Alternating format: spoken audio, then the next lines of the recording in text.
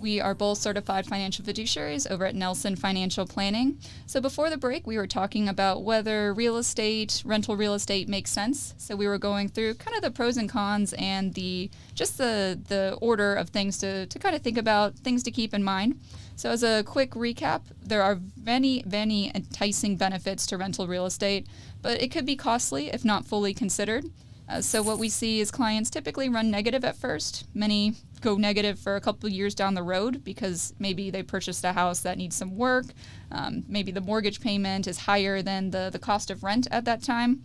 So what we see is that some people just, kind of throw in the towel and they end up selling the rental property. But on the other hand, we have seen many success stories where clients leverage 1031 exchanges, the 20% down payment, and they can really accumulate some wealth in real estate. So we certainly have a lot of clients that have done really well with real estate, and they have great renters that pay on time and consistently. So what we do at Nelson Financial Planning is we really help you run those numbers, kind of personalize the situation, and see what makes sense for you. So giving my example from earlier, the client that had come in, he decided that rental real estate really wasn't the way to go with him because he wanted an immediate passive income stream. But given the interest rate climate and the mortgage payment versus the rent, really wasn't going to happen immediately, and the numbers didn't make sense.